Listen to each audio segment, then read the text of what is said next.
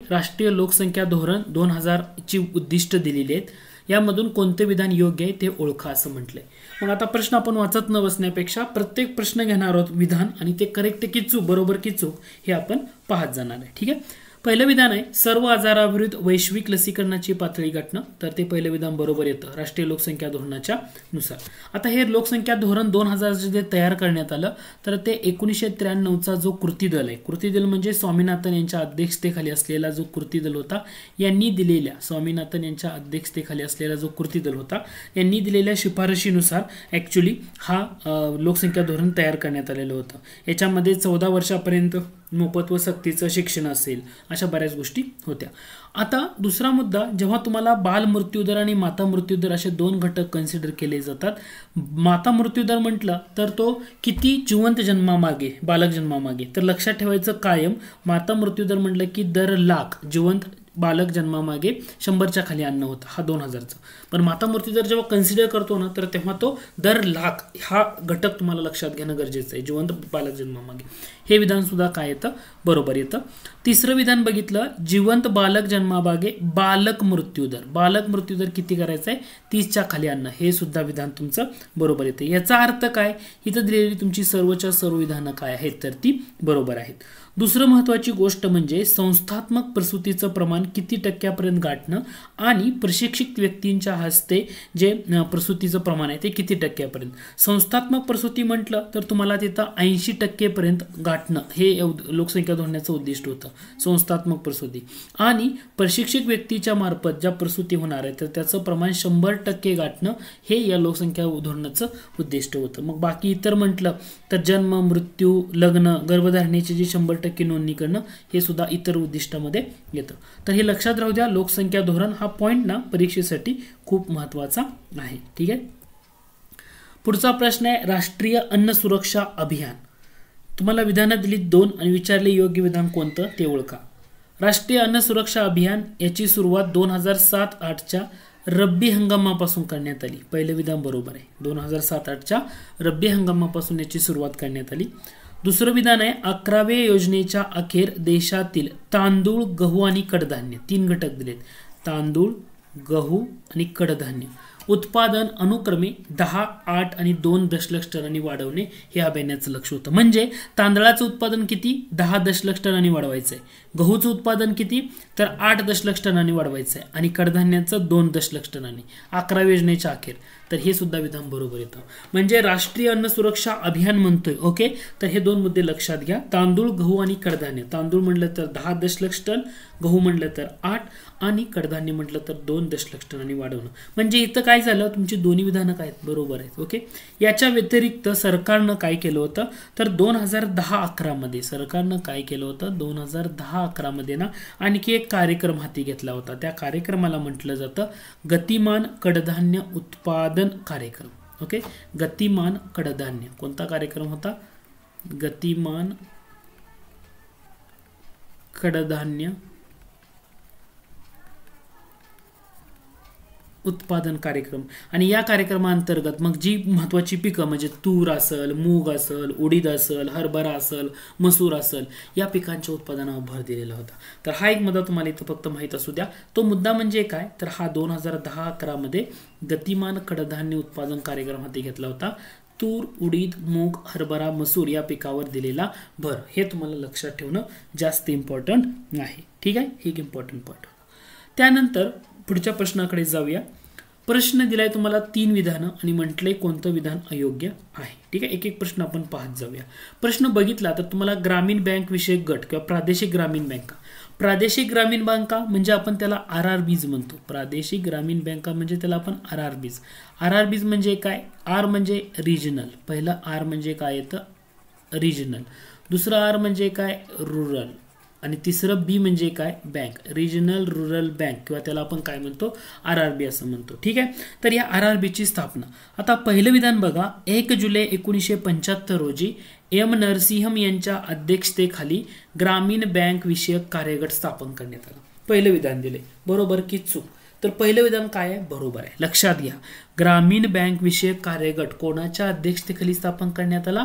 M Narasimham यांच्या अध्यक्षतेखाली. कधी? 1 जुलै 1975ला. आणि या ज्या आरआरबी स्थापन कधी झाल्या असं जर तुम्हाला विचारलं तर त्याची तारीख फक्त लक्षात घ्या, ती येते 2 ऑक्टोबर 1975. म्हणजे 2 ऑक्टोबर 1975ला आरआरबी म्हणजे रिजनल रुरल बँक किंवा त्याला आपण प्रादेशिक ग्रामीण बँका म्हणतो हे स्थापना झाल्या. तर हा अध्यादेश काढण्यात आला होता. मग अध्यादेश का काढण्यात आला? तर कारण त्यावेळी आणीबाणी जाहीर झालेली होती जून 1975 मध्ये. त्यामुळे त्यावेळी आणीबाणी सुरू होती. त्यामुळे अध्यादेश काढून रिजनल रुरल बँका स्थापन करण्यात आल्या. मग ह्या रिजनल रुरल बँका ज्या स्थापन झाल्या तर हा एक घटक तुम्हाला महत्वाचा आहे. ठीक आहे. दुसरं विधान बघा, 1987च्या केळकर समितीनं नवीन प्रादेशिक ग्रामीण बँका स्थापन न करण्याची शिफारस केली. बरोबर आहे की चूक? कारण 1975 मध्ये आरआरबी स्थापन झाल्या, परंतु 87च्या केळकर समितीनं ह्या ज्या नवीन प्रादेशिक ग्रामीण बँका स्थापन करताय हे न करण्याची शिफारस केली. हे सुद्धा विधान बरोबर येतं. तिसरं विधान बघा, गोवा आणि सिक्कीम या राज्यात प्रादेशिक बँका नाहीत. म्हणजे त्या ग्रामीण विकास बँका आहेत का? डेफिनेटली नाही. ग्रामीण भागच तिथं तुम्हाला अस्तित्वात असायला बघायला मिळत नाही जास्त करून. त्याच्यामुळं या प्रादेशिक किंवा आरआरबीज रिजनल रुरल बँक पाहायला मिळत नाहीत. याचा अर्थ काय झालंय? तिन्ही विधानं तुमची काय बरोबर आहेत. म्हणजे असत्य तुम्हाला विचारलंय काय अयोग्य विधान कोणतं, तर यामध्ये कोणतंच विधान अयोग्य नाही. तुमची सर्वच्या सर्व विधानं काय आहेत तर योग्य आहेत. त्यामुळे पर्याय क्रमांक 4 हे तुमचं काय असणार आहे? करेक्ट आन्सर असणार आहे. ठीक आहे. त्याच्यानंतर पुढचा प्रश्न आहे, खालील विधानापैकी कोणतं योग्य आहे ते ओळखा. सहस्रक विकास लक्ष MDG म्हणतो आपण त्याला, ही केवळ विकसनशील राष्ट्रांना लागू होती. विकसनशील राष्ट्रांना किंवा विकसनशील देशांना लागू होती. बरोबर आहे का? हो बरोबर आहे. कारण MDG म्हणजे मिलेनियम डेव्हलपमेंट गोल म्हणतो की ज्यांचा कालावधी 2000 ते 2015 हा होता. ओके, 2000 ते 2015 याच्यामध्ये 8 ध्येय कन्सिडर करण्यात आली होती. ध्येय किती होती? 8 होती. आणि लक्ष याच्यामध्ये होती 8 ध्येय सुरुवातीची मेन की ज्याच्यावर फोकस केला गेला होता. पुढचा प्रश्न आहे, शाश्वत विकास लक्ष म्हणजे त्याला आपण SDG म्हणतो, सस्टेनेबल डेव्हलपमेंट गोल किंवा त्याला शाश्वत विकास लक्ष, ही सर्व देशावर लागू आहे. सर्व देशावर म्हणजे काय? याच्यामध्ये विकसनशील पण येणार आणि विकसित पण डेफिनेटली येणार. आणि यांचा कालावधी काय असणार आहे तर हे 2015 सुरुवात झाल्यानंतर म्हणजे 2016 पासून ते 2030 म्हणजे पुढच्या 15 वर्षासाठी त्यांचा कालावधी असणार आहे. याचा अर्थ हे दुसरं विधान बरोबर आहे का? डेफिनेटली बरोबर आहे. तिसरं विधान काय म्हणतंय? शाश्वत विकास लक्ष्यामध्ये 8 ध्येय, परंतु 8 ध्येय कशामध्ये आहेत तर MDG मध्ये आहेत. म्हणजे सहस्रक विकास लक्ष्यामध्ये 8 ध्येय होती. शाश्वत विकास लक्ष्य म्हणजे सस्टेनेबल डेव्हलपमेंट गोल मध्ये तुमची जी ध्येय आहेत इथं 8 दिल्यामुळेच डायरेक्टली चुकीचं आहे. पुढे बघायची गरज आहे का? नाही, कारण याच्यामध्ये 17 ध्येय लक्षात कन्सिडर करण्यात आलेली होती. 17 ध्येय. लक्ष 12 दिलेत हे सुद्धा येत नाही. 169 लक्ष. ओके, 169. त्यामुळे पुढे बघण्याची तुम्हाला गरज पडत नाही. इथंच तुमचं विधान चुकीचं ठरतंय. याचा अर्थ पर्याय दुसरा अ आणि ब हे दोन्ही विधानं काय आहेत तुमची बरोबर आहेत. हे तुमचं करेक्ट स्टेटमेंट आहे. ओके. त्याच्यानंतर पुढचा प्रश्न आहे, एकात्मिक ग्रामीण विकास कार्यक्रमाबाबत तुम्हाला 3 विधानं दिलीत आणि म्हटले कोणतं विधान योग्य आहे ते ओळखा. याच्यावर परीक्षेला खूप वेळा प्रश्न येऊन गेलेला आहे. आता या प्रश्नाचं उत्तर काढताना जो तुम्ही ॲनालिसिस म्हणजे ह्याच्यामधून तुम्हाला इलिमिनेशन मेथड वापरा. फॉर एक्झाम्पल, एकात्मिक ग्रामीण विकास कार्यक्रम म्हणजे त्याला IRDP म्हणतो. IRDP म्हणजे काय? इंटिग्रेटेड. आय म्हणजे इंटिग्रेटेड, R म्हणजे काय? रुरल, D म्हणजे काय? डेव्हलपमेंट, इंटिग्रेटेड रुरल डेव्हलपमेंट, आणि P म्हणजे काय? Programme. Okay, integrated rural development programme म्हणजे त्याला आपण IRDP म्हणतो. आता याची सुरुवात कधी झाली होती तर 1978 मध्ये सुरुवात झाली होती आणि सुरुवात करताना छोट्याशा कमी ब्लॉकमध्ये करण्यात आली होती. ब्लॉकमध्ये म्हणजे त्याच्या ब्लॉकमध्ये. ठीक आहे. आणि ते ब्लॉक किती होते तर सुरुवातीला करताना 1978 मध्ये हे 2300 ब्लॉकमध्ये सुरू केलेलं होतं. ठीक आहे. मग 1979 मध्ये पुन्हा त्याच्यामध्ये 2600+ ब्लॉक ॲड करण्यात आलेले होते आणि त्यानंतर 2 ऑक्टोबर 1980 रोजी पूर्ण देशभरामध्ये ही लागू करण्यात आली. याचा अर्थ काय होतो? इथं दिलेलं जे तुमचं पहिलं विधान आहे तर ते डेफिनेटली बरोबर आहे. ओके, पहिलं बरोबर येतं म्हणजे अ बरोबर आहे. अ बरोबर आहे याचा अर्थ तुमचा दुसरा ऑप्शन इलिमिनेट होतो. आता तुम्ही इलिमिनेशन मेथड वापरताना जर तिसरं विधान बघितलं, याच्यामध्ये काय म्हटलंय, या योजनेसाठी आवश्यक वित्तपुरवठा केंद्र व राज्य सरकारनं 75-25 या प्रमाणात करत होता. डेफिनेटली चुकीचं आहे. इथं 50% केंद्राचा वाटा आणि राज्याचा वाटा होता 50%, म्हणजे 50-50 हा स्ट्रक्चर होतं. याचा अर्थ तुमचं क चुकीचं आहे. जर क चुकीचं असेल तर हा विधान इलिमिनेट होतं आणि हा विधान पण इलिमिनेट होतं. मग आता बाकी बघायची गरज आहे का तुम्हाला? एकच ऑप्शन राहिला, तुमचं उत्तर असणार आहे केवळ अ बरोबर, केवळ अ बरोबर. कारण तुमची सर्व इतर विधान आहेत ना ती इलिमिनेट झाल्यामुळं फक्त अच बरोबर आहे, एवढंच विधान तुमचं बरोबर असणार आहे. ठीक आहे, आलं लक्षात? ओके. त्याच्यानंतर पुढचा प्रश्न, खाली दिलेल्या विधानापैकी 1909च्या कायद्यातील अचूक वैशिष्ट्य कोणती? म्हणजे 1909चा जो कायदा आहे याच्यातली एक अचूक वैशिष्ट्य कोणती ते ओळखा म्हटले.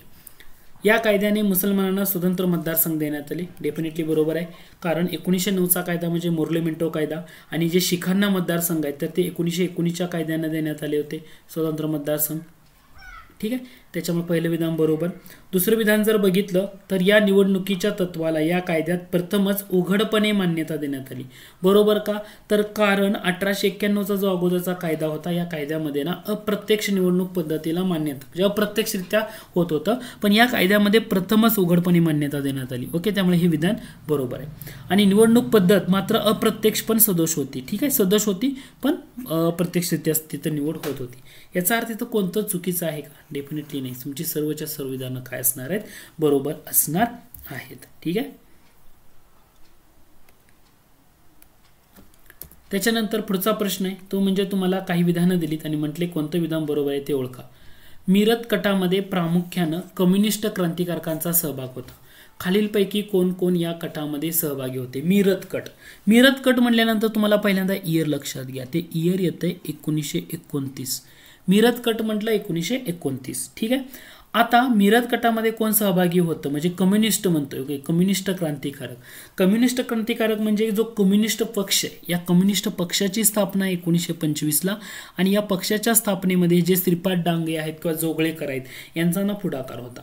याचा अर्थ तुम्ही जर इथं विधान व्यक्ती बघितल्या, श्रीपाद डांगे दिसतात, निंबकर दिसतात, मिरजकर दिसतात, मुझफ्फर अहमद दिसतात. मात्र इथे एक वेगळं नाव दिसते, ते म्हणजे बटुकेश्वर दत्त. कारण बटुकेश्वर दत्त म्हटलं की आपल्याला एकच माहित असतं, तर भगतसिंग आणि बटुकेश्वर दत्त, भगतसिंग आणि बटुकेश्वर दत्त यांनी केंद्रीय कायदेमंडळात बॉम्बस्फोट घडवले होते. कोणी? भगतसिंग आणि बटुकेश्वर दत्त केंद्रीय कायदेमंडळात बॉम्बस्फोट घडवले होते. का घडवले होते? तर त्यांनी 2 बिलांना केलेला विरोध होता. त्यातलं पहिलं बिल होतं ते म्हणजे पब्लिक सेफ्टी बिल म्हणतो आपण त्याला. काय म्हणतो? Public safety bill. आणि दुसरं बिल होतं, त्या बिलाला म्हटलं जातं ट्रेड डिस्प्यूट बिल. दुसऱ्या बिलाला काय म्हटलं जातं? Trade dispute bill. हे जे 2 बिल आहेत ना, या बिलाला विरोध म्हणून त्यांनी तिथं बॉम्बस्फोट केलेला होता. आणि बटुकेश्वर दत्त हे त्या रिलेटेड येतात. त्यांचा मिरत कट आणि कम्युनिस्टमध्ये येतात का? डेफिनेटली नाही. म्हणजे ड तुमचं असणार नाही. जर तुमचं ड असणार नाही म्हणजे इथं ड आहे हे इलिमिनेट होईल, इथं ड आहे हे इलिमिनेट होईल, इथं ड आहे हे पण इलिमिनेट होईल. म्हणजे तुमचं उत्तर काय असणार आहे? पर्याय क्रमांक दुसरा अ क ई हे बरोबर असणार आहे. म्हणजे तुम्ही फक्त बटुकेश्वर दत्तवरनं सुद्धा हा प्रश्न सोडवू शकला असता. ठीक आहे. पुढचा प्रश्न आहे, खाली दिलेल्या विधानापैकी लॉर्ड कर्झन यांच्या संदर्भात कोणती विधाने योग्य आहेत ते ओळखा. पहिलं म्हणते बँक व सहकारी समित्यांची स्थापना, सहकारी कायदा. डेफिनेटली बरोबर आहे, 1904ला करण्यात आलेला होता.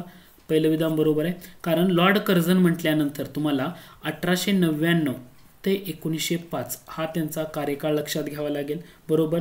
आणि लॉर्ड कर्झन यांनी राजीनामा का दिला? तर त्याचं रिझन येतं लॉर्ड किचनेर, म्हणजे जो लष्कराचे प्रमुख म्हणून त्यांना नेमणूक देण्यात आली होती आणि तिथं लष्कराचं जे पुनर्संघटन आहे हे करण्यामध्ये यांचा वाटा होता. आणि लॉर्ड कर्झन आणि लॉर्ड किचनेर यांच्यामध्ये झालेला मतभेद आणि त्यानंतर त्यांनी आपला दिलेला राजीनामा, यामुळे ही न्यूज जास्त चर्चेत होती. ठीक आहे. आता पहिलं विधान बरोबर. 1900चा पंजाब भूमी हस्तांतरण कायदा डेफिनेटली बरोबर आहे. कर्झनच्या कार्यकाळ त्यांचाच येतो, त्यामुळे हे विधान सुद्धा तुमचं काय असणार आहे? बरोबर असणार आहे. मातृभूमीचा कट्टर भक्त, ब्रिटिश साम्राज्यवादाचा खंदा पुरस्कर्ता, हे पण बरोबर आहे. आणि माझ्या कारकिर्दीत राष्ट्रीय सभा हळूहळू नष्ट होईल अशी त्याची गर्वोक्ती होती, हे सुद्धा विधान बरोबर आहे. याचा अर्थ काय होतो, इथे दिलेली तुमची सर्वच्या सर्व विधानं आहेत ना, तर ती बरोबर आहेत. सर्वच्या सर्व विधानं काय आहेत, बरोबर आहेत.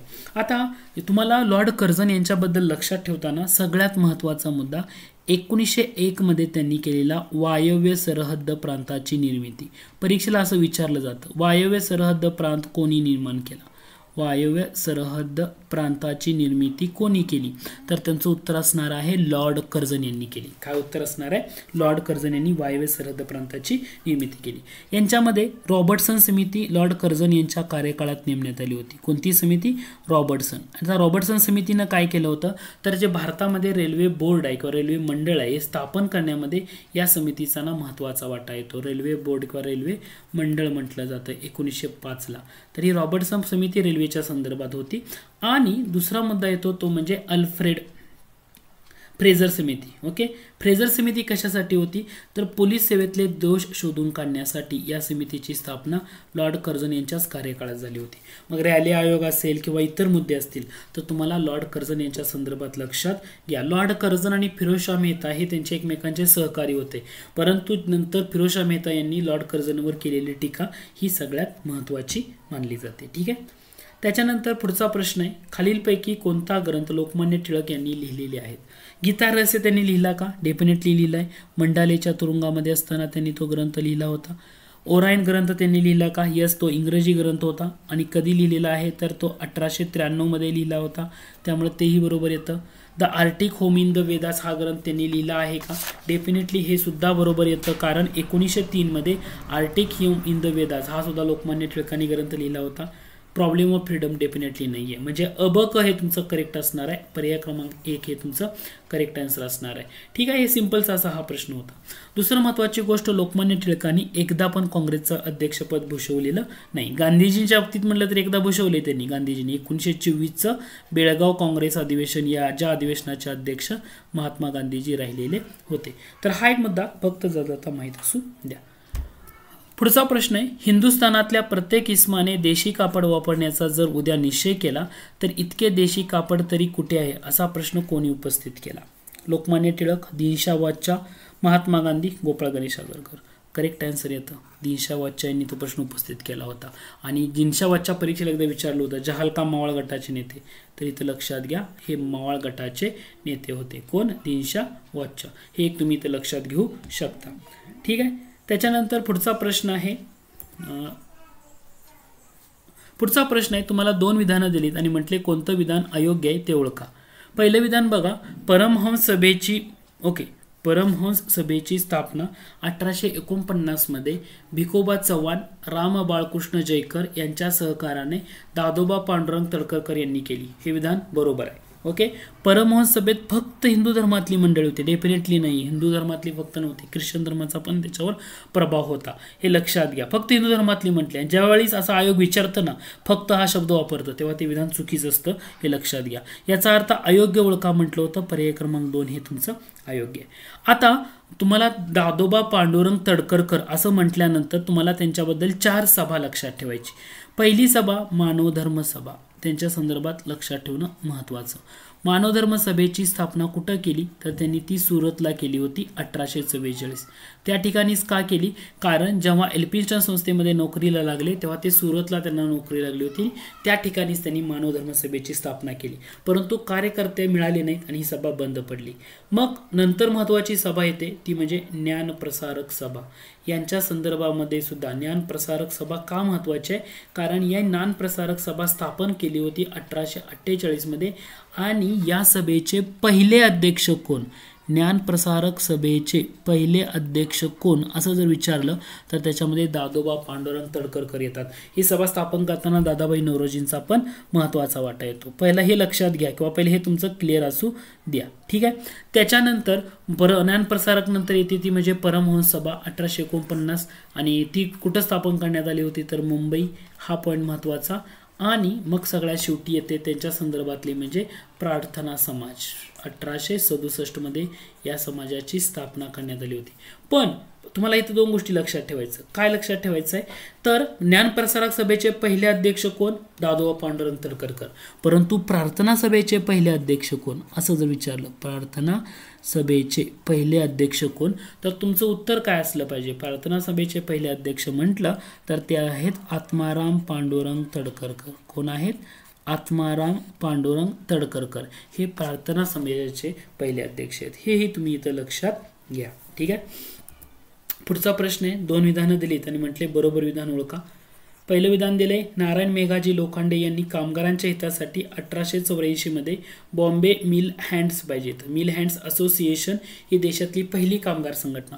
बॉम्बे मिल हँड्स असोसिएशन देशातली पहिली कामगार संघटना नारायण मेघाजी लोखंडे आहे का, डेफिनेटली बरोबर आहे. कारण यांच्याबद्दल लक्षात ठेवताना एक लक्षात घ्या, यांचा जन्म नारायण मेघाजी लोखंडे यांचा जन्म आहे 1848 आणि इथला जो 4-8 आहे ह्याचा फक्त रिव्हर्स करायचा, उलटा करायचा आणि त्यावेळी त्यांनी ती पहिली संघटना स्थापन केली म्हणजे 8-4. ओके, हे लक्षात घ्या. दुसरा मुद्दा आहे, 23 सप्टेंबर 1884 रोजी कामगारांची पहिली सभा पुणे येथे घेतली. पहिली सभा त्यांनी घेतली का 1884 ला, बरोबर आहे, पण ते ठिकाण चुकीचं आहे. इथं काय म्हटले, पुणे या ठिकाणी ती सभा घेतली नाहीये. ती सभा त्यांनी परळ या ठिकाणी घेतली. कोणत्या ठिकाणी घेतले, परळ. त्याच्यामुळं हे विधान तुमचं दुसरं जे विधान आहे ते चुकीचं आहे. म्हणजे विधान योग्य कोणतं आहे, फक्त पहिलं विधान योग्य आहे, हे लक्षात असू द्या. पुढचा प्रश्न आहे, राघव भांडारकर यांच्या संदर्भात तुम्हाला काही ग्रंथ दिले, कोणते ग्रंथ त्यांनी लिहिले असं म्हटले. राघव भांडारकर म्हटलं अर्लिएस्ट ऑफ डेक्कन, हे परीक्षेला अर्लिएस्ट ऑफ इंडिया, ओके, याच्यावर प्रश्न विचारलाय. वैष्णविझम त्यांचाच ग्रंथ आहे. शैविझम अँड अदर मायनर रिलिजन्स हा सुद्धा त्यांचाच ग्रंथ आहे. हिस्ट्री ऑफ इंडिया हा सुद्धा त्यांचा ग्रंथ आहे. याचा अर्थ काय होतो, इथं दिलेली सर्वच्या सर्व विधानं बरोबर आहेत.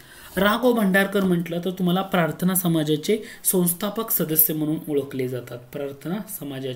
प्रार्थना समाजाचं जे मुखपत्र आहे, सुबोध पत्रिका, याच्यामध्ये त्यांनी केलेलं लेखन सर्वोत्कृष्ट आहे किंवा महत्वाचं आहे. अलीकडच्या काळात प्रश्न विचारलाय, त्यांनी MA मुंबई विद्यापीठातून घेतली, परंतु PhD ही त्यांनी कोणत्या विद्यापीठातून घेतली, जर्मन विद्यापीठातून PhD. हे तुम्हाला लक्षात असू द्या. ठीक आहे. पुढचा प्रश्न आहे, मुंबई विद्यापीठाचे कुलगुरुपद, मुंबई महानगरपालिकेचे महापौरपद, बॉम्बे असोसिएशन स्थापनेत पुढाकार, क्रॉनिकल हे वृत्तपत्र. तुमचं उत्तर असणार आहे फिरोजशाह मेहता. क्रॉनिकल म्हणल्यामुळे ते करेक्ट येतं. आणि फिरोजशाह मेहता 1890 कलकत्ता काँग्रेस अधिवेशनाचे अध्यक्ष होते, कलकत्ता. ओके, तर हे तुम्हाला माहीत असू द्या. किंवा जी बॉम्बे प्रेसिडेन्सी असोसिएशन संघटना स्थापन झाली होती, याचे पहिले अध्यक्ष म्हणून सुद्धा फिरोजशाह मेहता यांना ओळखलं जातं. तर हा एक मुद्दा इम्पॉर्टंट.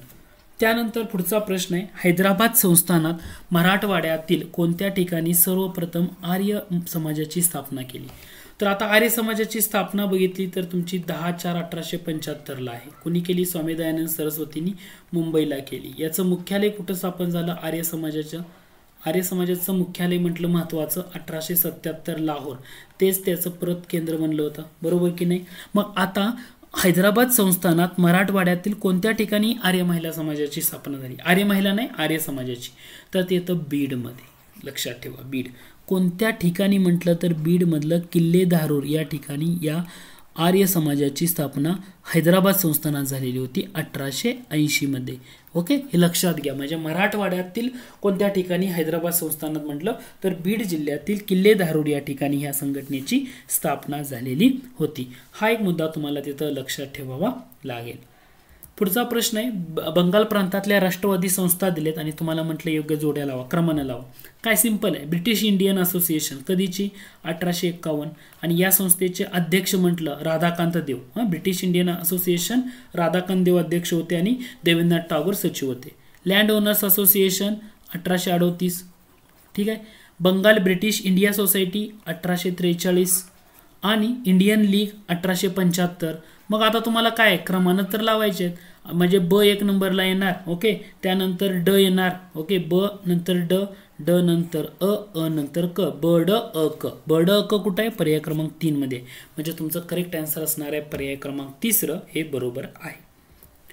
पुढचा प्रश्न आहे, भारतीय स्वातंत्र्याची पहिली हाक या शब्दात शिशिर कुमार मित्रा यांनी कोणत्या संस्थेचा गौरव केला. म्हणजे ह्याला म्हणतो आपण फर्स्ट व्हॉइस ऑफ फ्रीडम या शब्दात. हे लक्षात घ्या, फर्स्ट व्हॉइस ऑफ फ्रीडम या शब्दात कोणत्या संस्थेचा गौरव केला?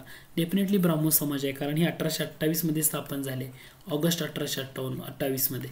त्याच्यामुळे ब्राह्मो समाज हे तुमचं करेक्ट आन्सर असणार आहे. किंवा राजाराम मोहन राय यांना मानवजातीचं सेवक असं कोणी म्हणालं? बेंथम असं म्हणाले होते. राजाराम मोहन राय यांना मानवजातीचं सेवक.